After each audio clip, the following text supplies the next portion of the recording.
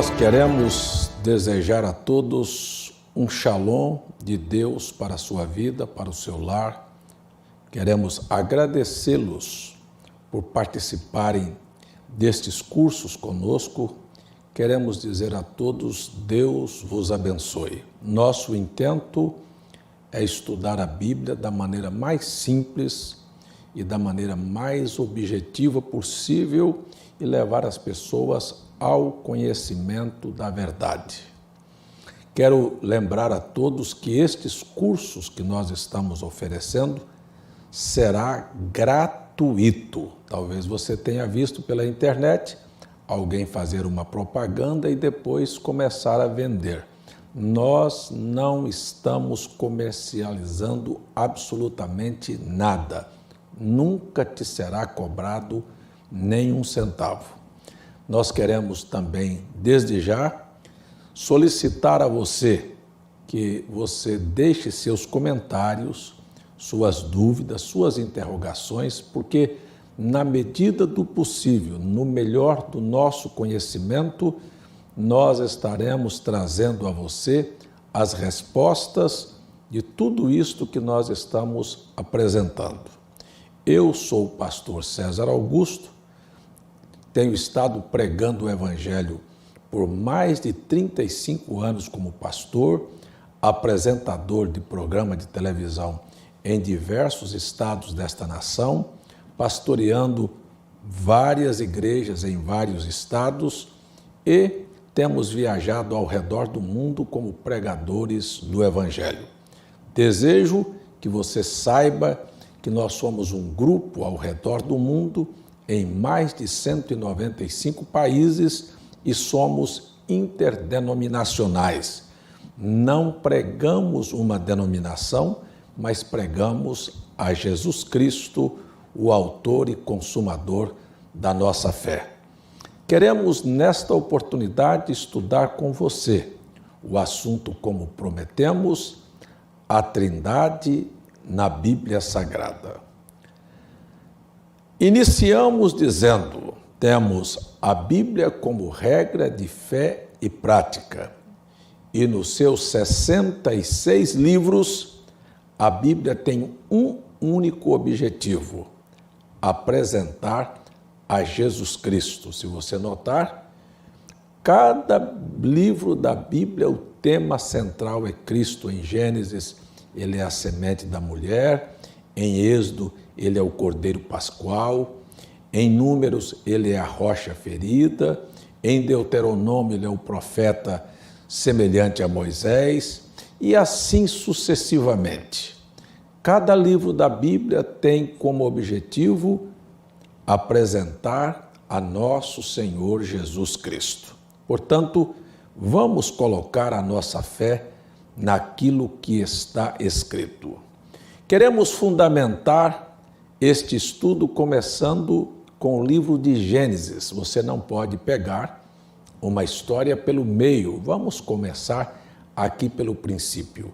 Na nossa Bíblia, na tradução do português, inicia-se dizendo, em Gênesis 1, verso 1, no princípio criou Deus os céus e a terra. Se você tomar isto no hebraico, na língua original da Bíblia, está escrito no princípio, criou Elohim. Esta palavra Elohim, ou Elohim, como queiram, ela tem no seu bojo, no seu conteúdo, uma forma de pluralidade. Ela dá-se a impressão de uma pluralidade, porque na sua pluralidade, ela, através desta pluralidade, tem como visão focar o adjetivo de Deus. Os adjetivos que vão dar nomes à divindade, porque isto é pluralidade? Porque Deus se manifestará com vários nomes compostos, por exemplo, dentro da redenção. Ele vai ser o Jeová Nissi, o Jeová Rafá, o Jeová Eleon, o Jeová Jireh, tudo isto são nomes. Então, isto é uma pluralidade, mas não é uma pluralidade de pessoas, é uma pluralidade de ofícios. E esta pluralidade, na sua conjugação, ela se torna singular, porque só há um único Deus. É assim que a Bíblia, no princípio, define. Se você prestar atenção, a Bíblia não é outra coisa senão uma forma que Deus encontrou para deixar a mim e a você conhecer a história da redenção. E aqui no primeiro versículo está dizendo que para a redenção acontecer, porque você vai ver que o homem vai ser criado, você vai ver que o homem vai cair, você vai ver que Deus poderia ter aniquilado com todo o homem, mas Deus dá uma promessa de redenção dizendo, no capítulo 3, verso 15 de Gênesis, que da semente da mulher virá um que esmagará a cabeça da serpente. Isso quer dizer que este Elohim, este ser magnífico, este ser maravilhoso, ele iria se humanizar. Agora, eu gostaria de chamar sua atenção que esta pluralidade da palavra Elohim também se aplica para fazer diferenciação entre Deus, o único Deus, e os deuses feitos por homens ou os homens que se fariam deuses. Por exemplo, para que você entenda que isto não é uma pluralidade de deuses numa divindade, você vai ver que esta forma de expressar Elohim é também aplicada a Moisés em Êxodo capítulo 4, verso 4, capítulo 3, verso 4.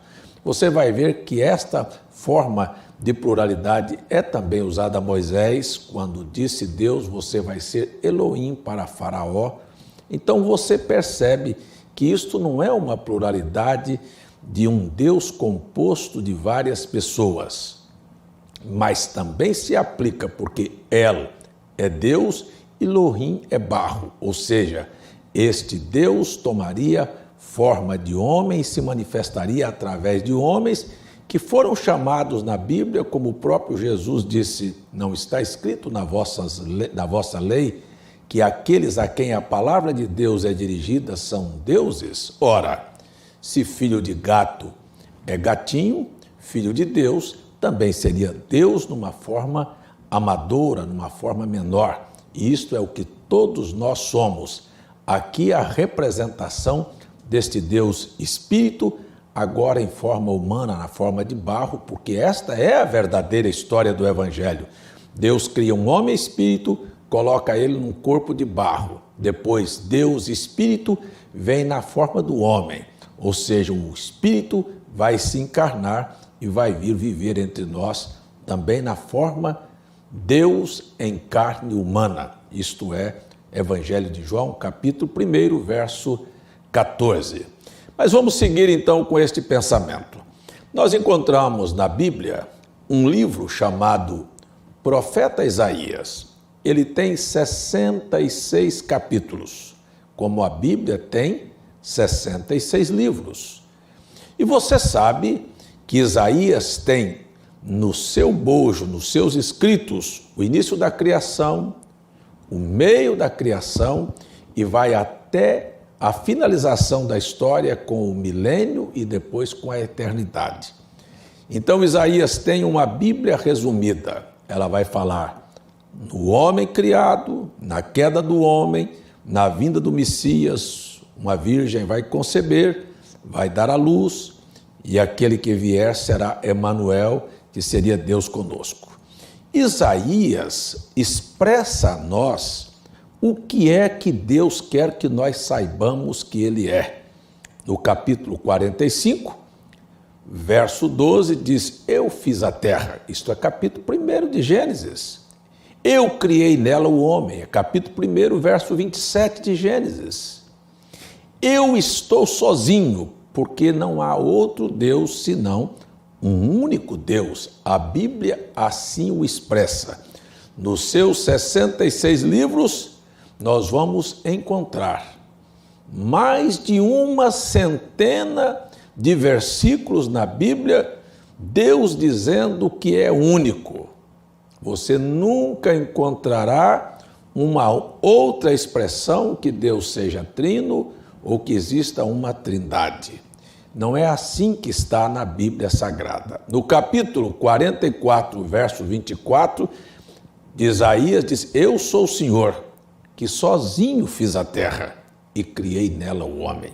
Então, estas coisas vão nos dando um entendimento daquilo que nós realmente precisamos compreender, que não há tal coisas na Escritura, no Velho Testamento, como uma forma trina, ou de crer em um Deus em três pessoas. Todos nós que carregamos e lemos a Bíblia compreendemos que a fé vem de Abraão. Você sabe que Abraão, ao ser chamado por Deus e estabelecer uma fé e uma nação, nunca em algum momento se mencionou a possibilidade de se ter uma fé em três pessoas. Abraão foi monoteísta e todos os seus descendentes apenas creram em um Deus. Então você vem de Abraão até chegar na própria manifestação de Jesus Cristo, que não é outra coisa senão Deus tomando a forma do homem. Eu estou citando isto porque eu estou citando a primeira carta de Paulo a Timóteo, capítulo 3, verso 16. Grande é o mistério da piedade. Deus se manifestou em carne.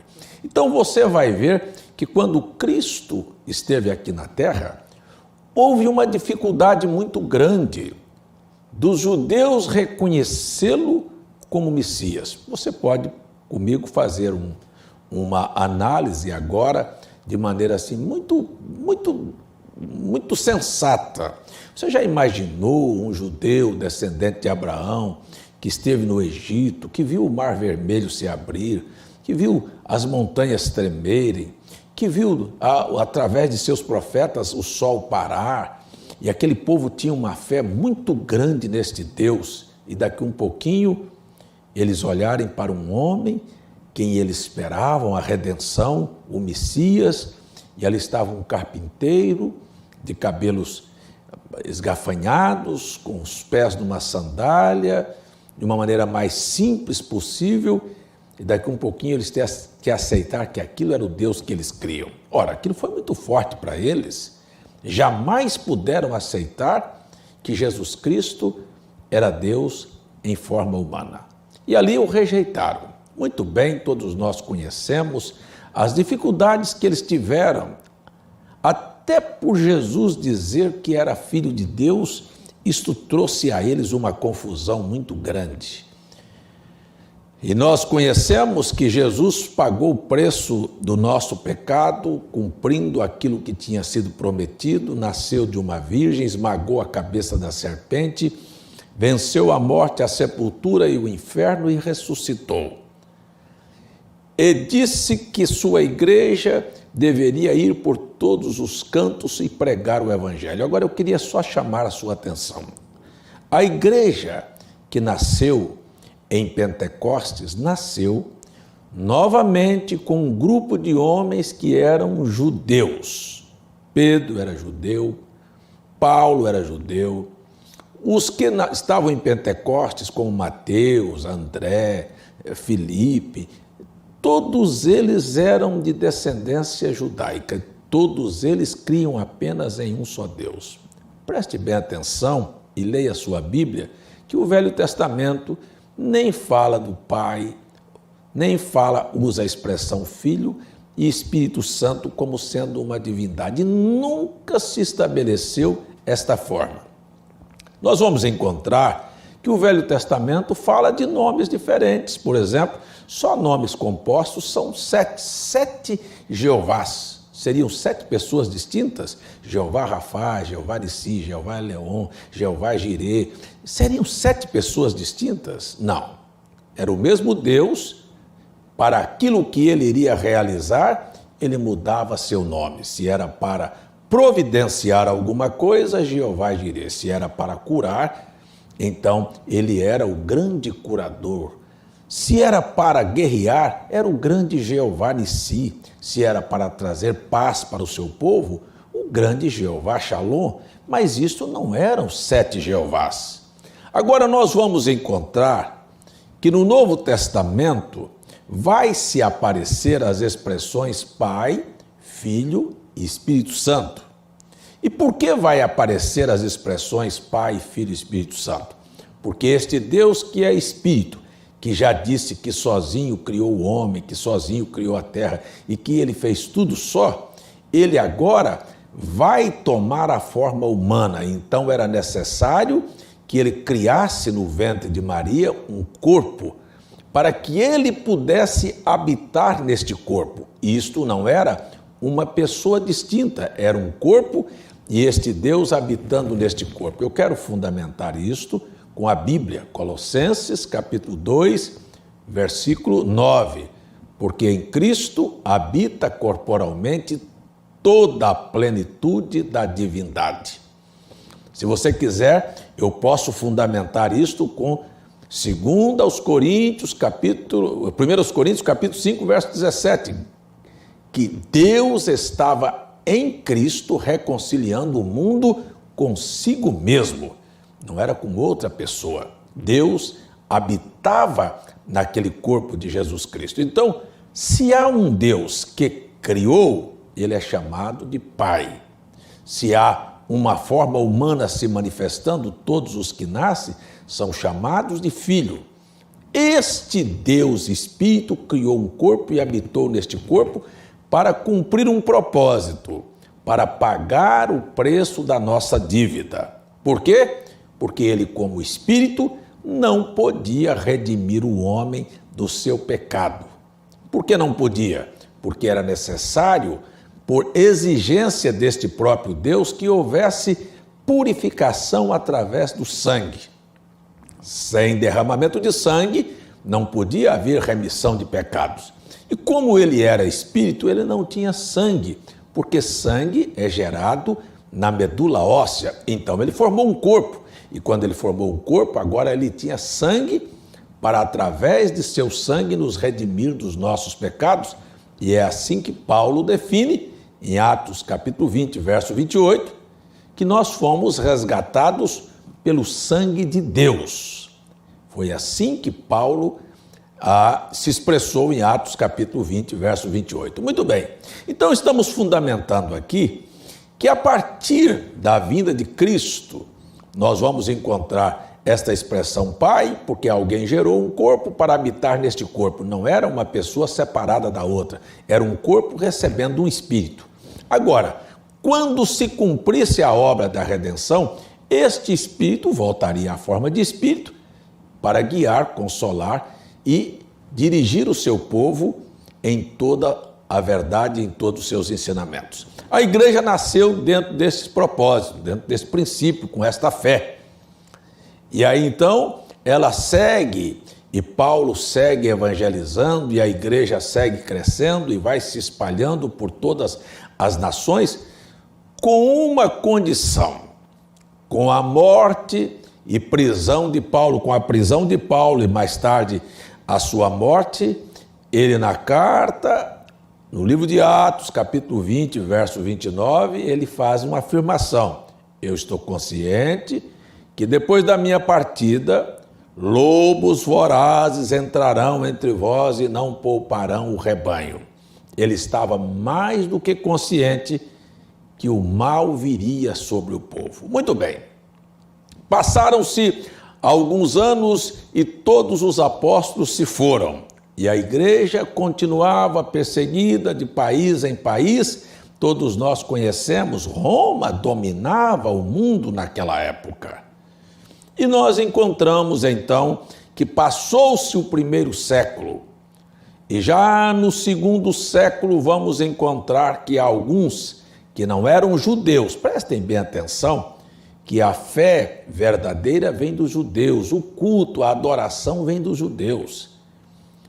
De outras nações virão o paganismo, a perversão, aquilo que Deus contrariou e disse para Israel: nunca fazer, que é adorar outros deuses. Mas muito bem, então no segundo século, nós vamos encontrar que pela primeira vez se ouve alguém tentar fazer uma manobra e tentar discutir de outra maneira, porque este não é um mal que começou lá atrás, é uma coisa que acontece até hoje, é pessoas querer dar interpretações privadas às Escrituras. Começaram a discutir sobre a deidade, a divindade, a dificuldade que se tem de entender o relacionamento do Pai com o Filho, do Espírito, e você vai ver então que pela primeira vez aparece Justino, que é chamado de Justino Mártir, que começa então a dar uma mudança na forma de batismo. E ele começa então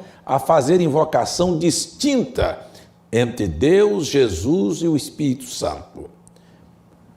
No terceiro século, nós vamos encontrar Tertuliano, já nascido na África, agora tentando trazer também um conceito novo sobre a divindade. Pela primeira vez, de maneira clara e distinta, ele carrega na sua mente, porque na verdade Tertuliano nasceu na África, que era dominada por Roma.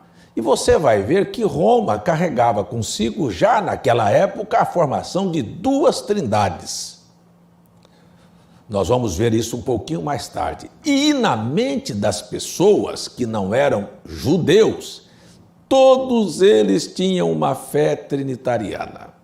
Então, eles carregavam na sua mente a forma de uma tríade, ou seja, de três pessoas, de três deuses em um só. E isto foi o que Tertuliano tentou trazer e foi reprovado. E quando foi reprovado, fugiu e daí se desertou da fé e se desviou e tomou um outro caminho, mas as investidas para trazer a fé do cristianismo e misturá-la no paganismo não deixou de existir no coração de Satanás. E você vai ver então que se levantaram outros eruditos, outros homens sábios, e tentando discernir e tentando conjugar essas duas coisas, eles novamente investem sobre esta forma de tirar Deus único para dividi-lo em três pessoas. Você vai encontrar que no quarto século, o imperador Diocleciano, ele dá um decreto que todo culto a divindades dos judeus deveria ser extinta, que deveria apenas se estabelecer e as pessoas deveriam adorar e celebrar aos deuses do paganismo. Foi o período de maior perseguição da igreja. É só você olhar do ano 302 ao ano 312. No ano 313, o imperador Constantino assume o comando e ele assina de imediato o Edito de Milão, dando liberdade para você crer da maneira que você quisesse, que você podia ter sua liberdade de culto. Mas havia entre os chamados cristãos alguns indivíduos que se contradiziam na sua maneira de crer. E entre eles estavam dois de destaque, Ário e Atanásio. Prestem bem atenção que estou falando de pessoas que não eram judeus, que tinham vindo do Egito e de Roma e da África. E você vai ver que estes elementos carregavam na sua mente, a mente já estava viciada em ter uma crença em pessoas distintas na divindade, e eles então aderem ao cristianismo, mas carregam aquela marca que fica na mente, que eu vou dizer a você com segurança que só o sangue de Jesus Cristo é capaz de libertar a pessoa daquilo. Então, Constantino convoca o concílio em Nicéia no ano 325, com mais de 300 bispos que se congregaram a Nicéia. Prestem bem atenção, para discutir sobre a divindade de Jesus, porque Ário dizia, não, ele não é igual ao Pai, ele é gerado e se ele é gerado, ele é menor. Atanásio defendia que Jesus e o Pai eram iguais e eternos. Agora você para um pouquinho e analisa comigo de maneira fria. Você pode imaginar alguém que é criado ser eterno? Preste atenção, não existe tal coisa como filho eterno. Filho tem um princípio, eterno não tem princípio, não tem fim. Então, Atanásio defendia que eles eram coiguais, que eram eternos em substância e em maneiras e em poder. E então, esta briga gerada em Nicéia, começada em Nicéia, entre estes dois bispos, terminou numa definição indefinida, porque até então, até o ano 360, você pode pegar, quem estuda a Bíblia e a história sabe que em Nicéia nem se tocou no assunto Espírito Santo. Isto tudo é uma aberração, mas eu gostaria de dar isso no passo a passo para você aqui. Então não se tocou no assunto do Espírito Santo até o ano 360. No ano 380, o imperador Teodósio escreve e promulga um edito dizendo que seriam chamados, prestem bem atenção, seriam chamados de cristãos católicos todos aqueles que professassem uma fé na Trindade. Então agora vão libertar o Espírito Santo de uma forma que ele era para os teólogos de então apenas um servo do Filho e do Pai, para promovê-lo agora como Deus. Isto tudo é arranjo, tudo arrumação teológica. Então, levaram a crença agora de 3 pessoas em um só Deus. Agora temos o Pai, o Filho e agora o Espírito Santo. Então, em 381, no Concílio de Constantinopla, é dado como dogma da Igreja a doutrina da Trindade. Ela não está na Bíblia, ela é produto de ensinos e discussão de filósofos e de eruditos que querem entender. Mas qual é a definição que estes estudiosos tiveram a respeito do Pai, do Filho e do Espírito Santo? Uma que até hoje é citada por um também que não era judeu, que era a definição mais aceita. Nós estamos estudando, discutindo, mas nossa mente é tão pequena que não somos capazes de compreender quem é nosso Deus. Como é o nosso Deus? Sabe qual é a desculpa? É um mistério, mas não é isto que Paulo, um judeu, descendente de Abraão, da tribo de Benjamim, ensinou. Na carta aos Colossenses, capítulo 2, verso 2, o apóstolo São Paulo disse: para que os vossos corações sejam consolados, enriquecidos da plenitude do entendimento, para compreenderdes o mistério de Deus Cristo, ou seja, o mistério de Deus Cristo é o Deus Espírito. Olha, pegue a sua Bíblia, 1 Timóteo 3,16. Grande é o mistério da piedade, Deus se fez carne. Isto era o que Paulo cria. Isto é o que ele estava ensinando para o povo. Mas agora aqui estava um grupo de homens inteligentes que tinham que discutir por 4 séculos uma condição para sua crença e terminar numa condição dizendo é um mistério. Eu até gostaria de perguntar a você, você não acha que isto é uma coisa vergonhosa para o cristianismo não saber em quem crer? Não saber explicar sobre a sua fé?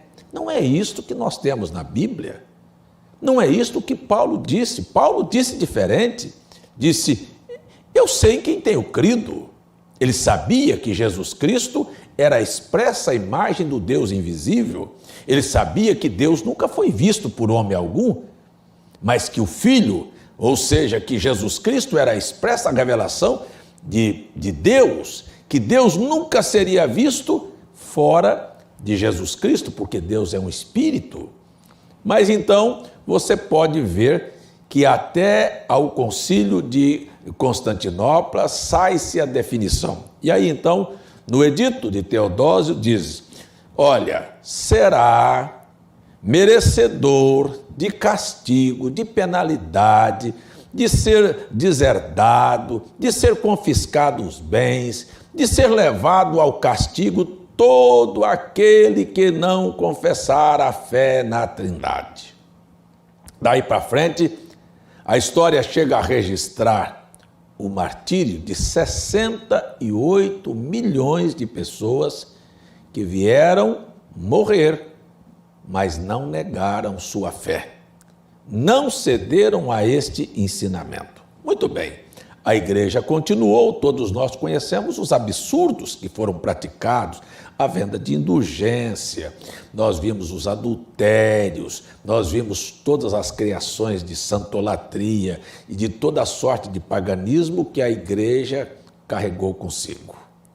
Muito bem, estou falando de que igreja? Uma igreja que nasceu em Pentecostes, uma igreja que descendeu de Abraão, ou uma igreja que a partir do concílio de Nicéia, a partir do aparecimento de Constantino, um imperador pagão, que a própria história mostra claramente que nunca se converteu ao cristianismo, mas por causa de interesses cedeu à pressão e até dizem que na hora da sua morte foi batizado. Mas o que queria Constantino com a igreja? Queria que a igreja queria se converter ao cristianismo ou queria que a igreja se convertesse ao paganismo? E na próxima aula nós continuaremos a aprofundar este assunto até chegarmos ao pleno conhecimento da verdade. Que Deus te abençoe. Gostaria que você assistisse até o final, conferisse com as Escrituras e com a história. E gostaria que você, por favor, nos deixasse o seu comentário, porque nós queremos aprofundar este assunto com você e responder e tirar todas as tuas dúvidas. Nós não cremos que a Bíblia possa se chocar com a Bíblia, mas que a Bíblia é um livro de uma harmonia completa. E o que ela nos ensinou no princípio, ela nos ensinará até o final. Em um só Deus, em um só Senhor, em uma só fé. Deus te abençoe no nome de Jesus.